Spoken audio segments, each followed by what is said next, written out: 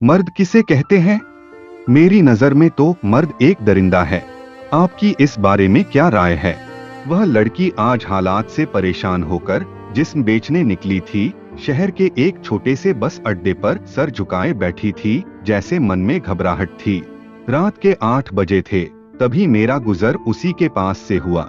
उसने मुझसे कहा कि चलोगे साहेब? मैंने कहा कि आपको कहाँ जाना है? उसने कहा कि साहब जहाँ आप चाहें। मैं तो जिस्म बेचने निकली हूँ, किसी के बिस्तर की रातों की सजावट बनने निकली हूँ।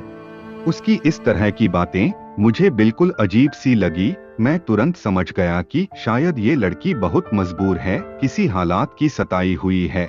मैंने कहा कि बहन क्यों करती हो तुम ऐसा? क्या तुम्हें कोई समस्या है?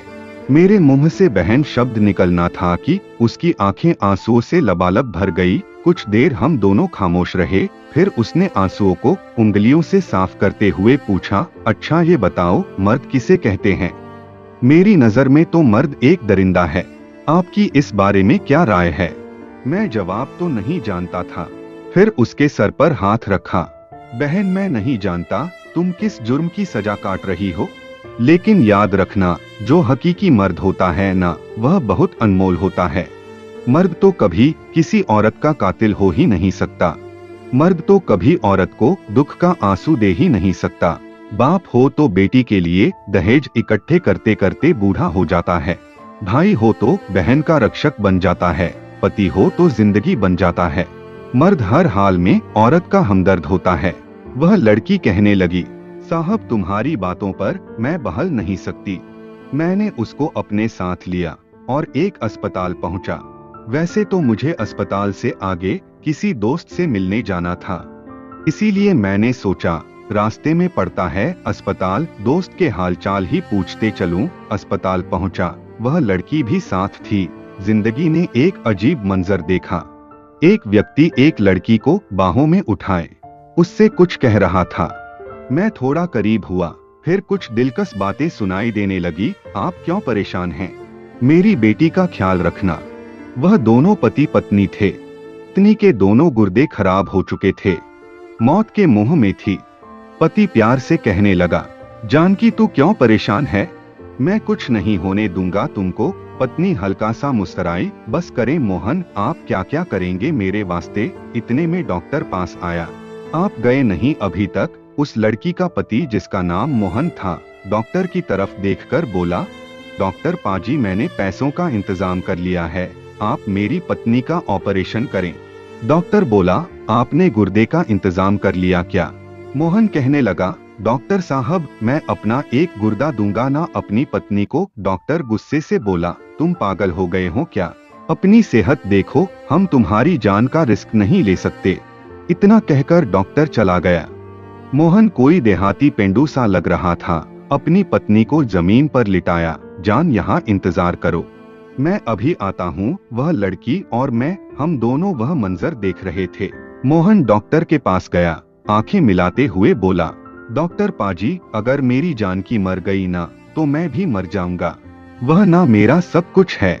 डॉक्टर पाजी आपने 10 लाख रुपए मांगे थे ना, मैंने घर बेच दिया। अपना यह पूरे 11 लाख रुपए है। मुझे पैसे से कोई मतलब नहीं है, बस आपको उस ईश्वर का वास्ता है मेरी जानकी को बचा लें, हमारी एक छोटी सी बेटी भी है। डॉक्टर पाजी वह दर्द में है तो मेरी जान निकल रही है, आपके पैर पड़ता हूँ, मेरा एक गुर्दा मेरी पत्नी को लगा दे। डॉक्टर बोला, आप मर भी सकते हैं। हाय कुर्बान जाऊं, उस हमसफर पति ने वफा की हद कर दी। कहने लगा, डॉक्टर पाजी मेरे मरने से मेरी जानकी अगर बच सकती है तो आप मुझे मरने दे। हाय मर्द की ये पाकीज़ा मोहब्बत, यह सब वफादारी, यह मोहब्बत, यह साथ, यह सफर। डॉक्टर पहले मना करता रहा, मैं आगे बढ़ा, डॉक्टर को अपना परिचय करवाया, आप उनका ऑपरेशन करें, इतनी मोहब्बत को परमात्मा कुछ नहीं होने देगा। वो लड़की भी मेरे साथ साथ थी। डॉक्टर ने कहा कि ठीक है, आज रात 2 बजे ऑपरेशन करेंगे। उसने अपनी पत्नी का सर गोद में रखा, कभी माथा चूम रहा था, कभी हाथ। जानकी डॉक्टर पाजी कह रहे हैं, तुम बिल्कुल ठीक हो जाओगी, देखना पहले की तरह हम फिर 20 रुपए वाली कुल्फी खाने जाएंगे। चाचा जगदीश के गोलगप्पे भी लाकर दूंगा तुमको, तुम पहले जैसी ठीक हो जाओगी। जानकी ने मोहन का हाथ जोर से पकड़ा। मोहन, आप क्यों मेरे लिए खुद को कुर्बान कर रहे हैं? मुझे मरने दे, आप दूसरी शादी कर लेना। मोहन ने जानकी की आंखों को चूमा। यह जिंदगी तो तुम्हारे साथ है जानकी, तुम्हारे बिना तो एक सांस भी ना लूं। ऑपरेशन का वक्त हो गया। मैं भी वहीं मौजूद था, वह लड़की भी साथ थी। मोहन अकेला गार्डन में खड़ा रो रहा था, न जाने किससे कह रहा था, पाजी अगर मैं मर गया ना, तो मेरे जितने पैसे बनते हो मेरी पत्नी को दे देना। फिर किसी और को फोन किया, चाचा जी, मेरी बेटी और पत्नी के सर पर हाथ रखना, मेरी बहुत लाडली है। अगर मुझे कुछ हो गया ना, तो मेरे मरने पर ज्यादा खर्च ना करना, बस मेरी जानकी का ख्याल रखना। आंसू साफ किए पुराने से कपड़े पहने थे, कमजोर सा जिस्म, मैले कुचेले से कपड़े, गुर्बत साफ दिखाई दे रही थी। जानकी के सीने लगा, बहुत रोया। मैंने हौसला दिया। ऑपरेशन शुरू हुआ। 6 घंटे ऑपरेशन जारी रहा। डॉक्टर होश में आने का इंतजार कर रहे थे। दूसरा दिन दोपहर के 2:30 बज रहे थे। जानकी ने आंख खोली। हम बहुत खुश हुए। ऑपरेशन कामयाब हो चुका था। जानकी ने पहला जो नाम पुकारा वह मोहन का था। मेरा मोहन कहाँ है? जानकी की आंखें बस मोहन को देखना चाहती थी। मोहन को अभी तक होश नहीं आया था। शाम के 5 बज रहे थे कि मोहन ने आंखें खोली। हम बहुत खुश हुए। मोहन ने पहला सवाल ही जानकी का किया। खैर, हम मोहन को जानकी के पास ले आए। दोनों ईश्वर की दया से जिंदा सलामत है। मोहन ने जानकी का हाथ चुम्मा। डॉक्टर कहने लगे, ईश्वर ने कोई चमत्कार ही किया है। भला उसे कौन बताता, जहां मोहब्बत सच्ची हो वहां ईश्वर का आशीर्वाद बरसता है। मैंने उस लड़की से कहा, यह है मर्द, इसे कहते हैं मर्द जो अपनी हमसफर के लिए मौत से भी लड़ गया।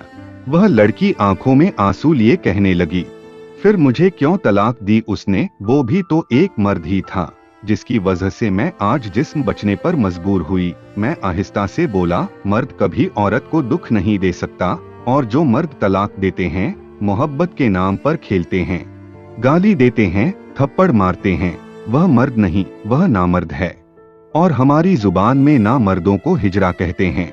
हलाल माँ का बेटा हो और किसी राजकुमारी की जिंदगी नर्क करें, यह हो नहीं सकता।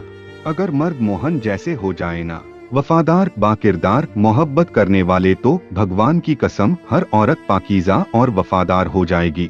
मोहब्बत मोहन जैसी हो तो सांस में बसा लेती है हर जान की।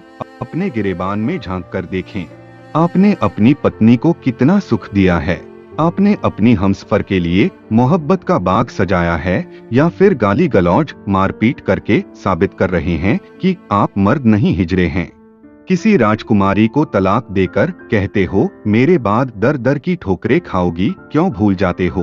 परमात्मा सब देख रहा है। राजकुमारी बनाकर रखें अपनी पत्नी को, कसम से जिंदगी बहुत खूबसूरत हो जाएगी। और हकीकी मर्द वही होता है जो अपनी पत्नी को राजकुमारी बनाकर रखें। और मेरी लड़कियों से भी गुजारिश है कि अपने पतियों को राजा समझे और खुद उनकी रानी बने, ना कि अपने पति को गुलाम बनाए, क्योंकि गुलाम की पत्नी रानी नहीं होती। वक्त के साथ साथ किस्मत में जो लिखा है, खुशियां, मुश्किलें और परेशानियां आती रहती हैं। हमेशा एक दूसरे का साथ दें। हकीकत में हमसफर तो वही है जो हर हाल में साथ निभाए, चाहे भूखा क्यों ना रहना पड़े, बस एक दूसरे का सहारा बने। एक दिन आएगा जब सारी परेशानियां दूर हो जाएंगी, मुश्किल वक्त चला जाएगा, लेकिन अगर मुश्किल वक्त में एक दूसरे का साथ छोड़ दिया ना, तो सिर्फ बेइज्जती ही नहीं होगी बल्कि जिंदगी नर्क बन जाएगी। दोस्तों, आप कैसा हमसफर चाहते हैं? क्या आज के दौर में सिर्फ पैसा ही सब कुछ है? धन्यवाद।